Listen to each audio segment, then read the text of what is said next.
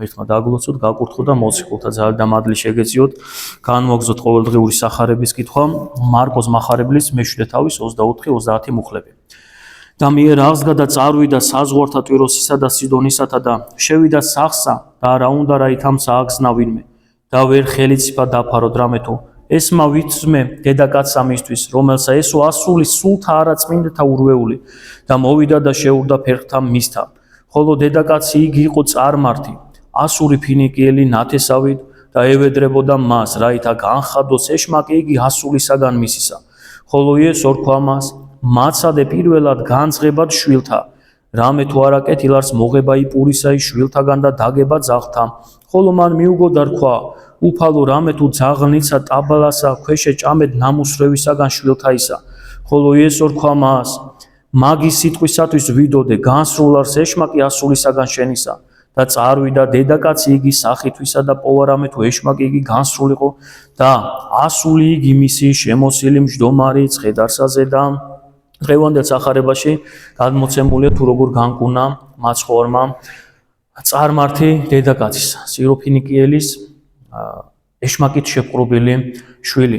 მოდი განვიხილოთ შეზლების და გვარად მივყვეთ ტექსტს და უხავალი როდესაც წავიდა საზღვართა ტვიროსისა და სიდონისათა მაგრამ ნახეთ განმარტებელი ამბობს აბა რატომ უბძანა მოციქულებს რომ არ შესულიყვნენ წარმართებთან არ მისულიყვნენ და არ ეხადაგათ ჯერ წარმართებთან და პირველად შვილთა ისრაელისათა მისულიყვნენ თვის თავის თანატომელებთან რომ პირველ რიგში თვითონ რჩეულებს არ ქონოდა იმის საბაბი რომ ესაყვედურა მაცხოვრისათვის ესაყვედურა თავის მოციქულებისათვის რომ აი ჩვენ არ გვიქადაგებთ და პირდაპირ მიდიხარ წარმართებთან რაც მით უმეტეს ჯულიერი ებრაელისთვის ძალიან დიდ სოდვათ ითვლებოდა თუ ის ურთიერთობდა წარმართთან და აი გამოჩნდა კიდევაც როგორი დამოკიდებულება ჰქონდათ ჯერ მოდი ავიღოთ ვინ იყვნენ ეს ქანაანელები რომელი მიწაც დაიმკვიდრეს რჩეულმა ერმა ხო ქანაანელი განიდევნენ რატომ იმიტომ რომ უდიდესი და უმძიმესი წესჩვეულებებით წარმართული წესჩვეულებებით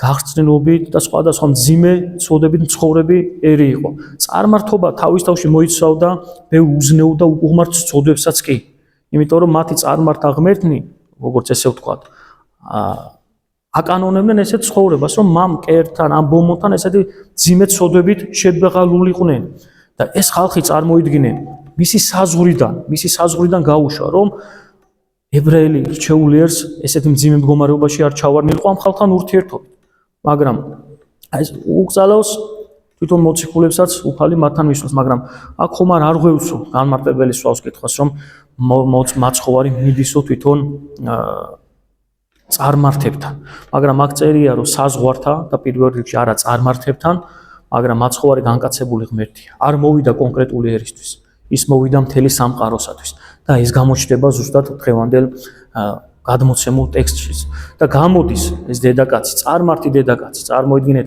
როგორ ამბობს განმარტებელი რომ ის მაცხოვარი თავისთვის ტომელებში სადაც უდიდეს და ბევრ სასწაულს აღასრულებდა მათგან უმადურებას იღებდა და მათგან იდევნებოდა წარმართები მასკენ მოდიოდნენ როგორი საოცარია და იღებენ კიდევაც ნუგეშსაც და ეს დედაკაცი გამოდის მასთან და სთხოვს რომ შეიწყალოს იგი რამე თუ მისი შვილი ეშმაკეულობით იტანჯება რატო სთხოვს შეწყალებას და იმიტომ რომ პირველ რიგში მის შვილს ართმეული ყველანაირი ესე ვთქვათ რატომ არ მოხავს შვილი განმარტებელები ამბობენ რატომ არ მოხავს შვილს ართმეული ყველანაირი ესე ვთქვათ თავისუფალი ნება და ბოროტისგან არის შეპყრობილი და ის თავის თავს თხოვს შეწყალებას რატომ იმიტომ ის უყურებს ის განიცდის მას ტკივა ის ყველაფერი რასაც შვილს ტკივა შვილს ეს გონიერება ის თავისუფალი ნება ის ართმეულია ბოროტისგან ყველაფრით შეპყრობილი ყავ ბოროტს და ეს დედაკაცი თხოვს პირველ რიგში შეწყალებას მარკოს მახარებელთან არ ჩანს მაგრამ მათე მახარებელთან არის ჯერ როდესაც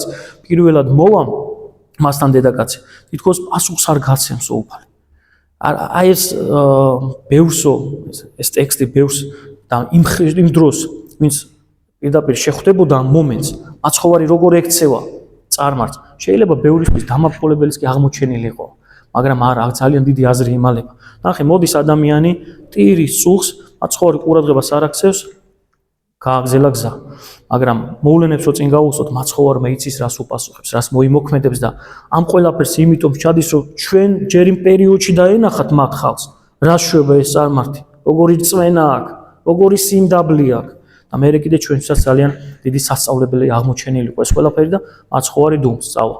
მარკოსთან არ ჩანს და მათეს ჩანს, რომ მოციქულები ეტყვიან, რომ უთხარი რამე რომ ისეთი შემაწუხებელი, ესე ვთქვათ, ისეთი ტკივილიდან ამოსული ვედრებით ესაუბრება მაცხოვარს, მოციქულებს კი შეწუხდებიან, ანუ ვერ ბედავენ ჯერ მაცხოვარს უთხრანო რაღაც განკუნიან რამე, მაცხოვარმა ძალიან კარგად უწყოს. მოციქულები ეუბნება რამე უთხარი რომ განგვეშორო ჩვენგან. შეგვიდგა განგვეშორს, არა. პასუხს არც ერთ მაცხოვარი. შედის კონკრეტულ ერთ ადგილას, სახლში მაცხოვარი და მასთან შედის კიდე. ნახე, არანებებს თავს. აი ეს არის სახე სიმბოლო და მაგალითი იმისა, თუ როგორი დამოკიდებულება უნდა ქონდეს ქრისტიანს ლოცვისადმი, სახურებისადმი, სულიერი ცხოვრებისადმი, არ უნდა ჩერდებოდეს.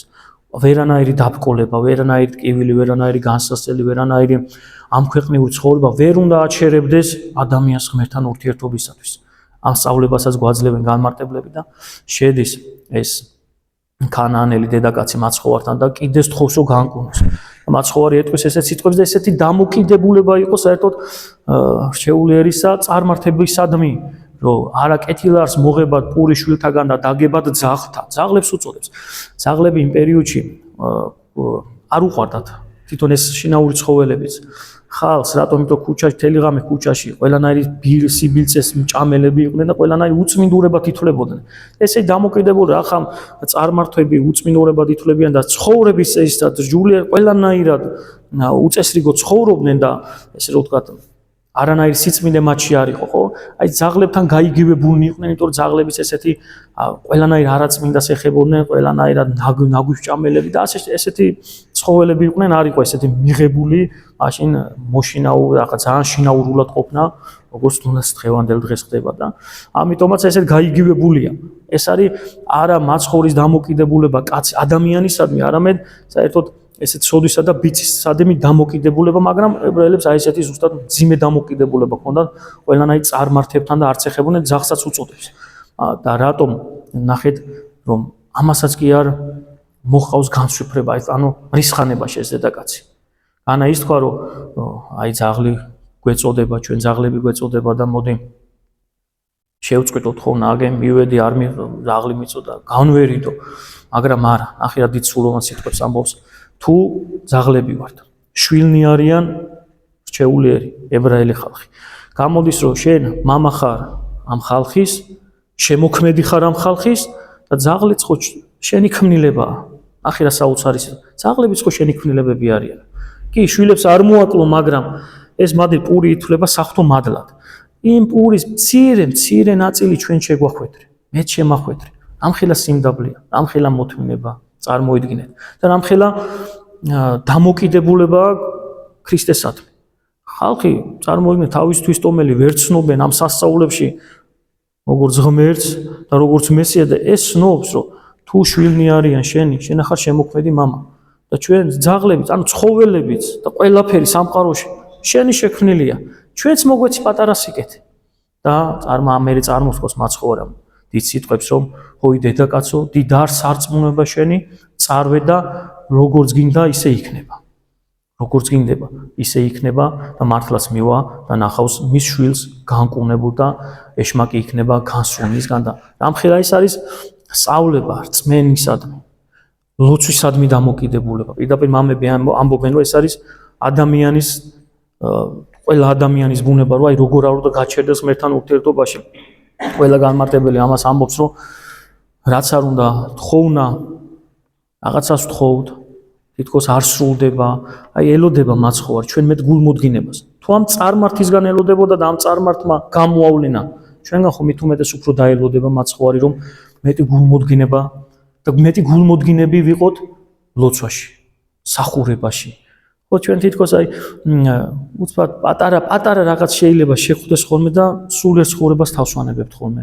ვერ ვლახავთ ხოლმე დაბკოლებას. აბა ჩავხედოთ ჩვენ სხვა ესე არ არის პატარა მცირედი და მაცხოვარს შორდებით ხოლმე.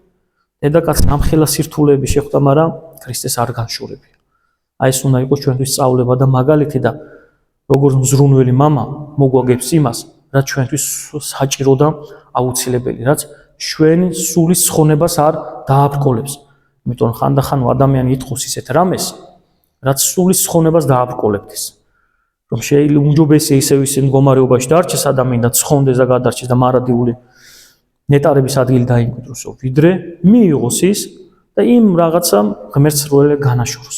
ან მალე მიიღოს თხოვნა და ეს სიტყვი, სიხარული, რასაც ადამიანს აძლევს ღმერთი მასთან საუბრისას, ეს მოაკლდეს მაგალითად. და ასე შემდეგ მრავალი შორს რომ არ წავიდე და დიდი ხანი არ ვისაუბროთ, აი ესე მცირედით, აი ესე განიმარტება დღევანდელ დღეს წაკითხული სახარება და ღმერთმა მოგცეს გულმოდგინება, რაც თავარია, ლოცვაში, სულიერ ცხოვრებაში და ყველა დაბრკოლება, რომელიც ცხოვრებისეულად გზაზე გადაგვეღობება, როგორც ამ ქვეყნიური თუნდაც, რასაც ბევრი შრომა ჭირდება, ისევე სულიერი, რომ აქამდე არ მოგვიყვანოს და ღმერთთან ურთიერთობას განგვაშოროს. ეკლესიურ ცხოვრებას აგვარდოს, რაც ხშირად თითქოს არის ეს გავრცელებული, რომ ქრისტიანი ვარ, მართლმადიდებელი, მაგრამ ეკლესიური ცხოვრება არა, ეკლესიური ცხოვრება თითქოს არ მინდა. არ ვთვლი საჭიროდ რომ იყო ამსარებელი, მაზიარებელი, შემნანებელი და ეკლესიის გვერდისავლით გვინდა ცხონება და გადარჩენა, არა. აი ზუსტად ესეც ერთგვარი დაბრკოლებაა. შებორკილება რაღაც წინ პატარა ბარიერი, რომელიც აი მონდომება წარმართი დედაკაცისა. მოგცემოდეს, რომელმაც ღმერთი შეიცნო, რომელმაც თავისი სიმდაბლით, როგორც მამები ამბობენ, სიმდაბლე პირველი საფეხურია სათნოებებისა და შეგვეძინოს ეს სიმდაბლე, ეს მორჩილება, ეს მოუკლებელი ლოცვა, მოუკლებელი ვედრება და დაბრკოლებები გადაგველახოს, რაც ხდება ჩვენ სულიერ ცხოვრებაში. ამინ. ღმერთმა დაგლოცოთ, გაკურთხოთ, გაგაძლიეროთ.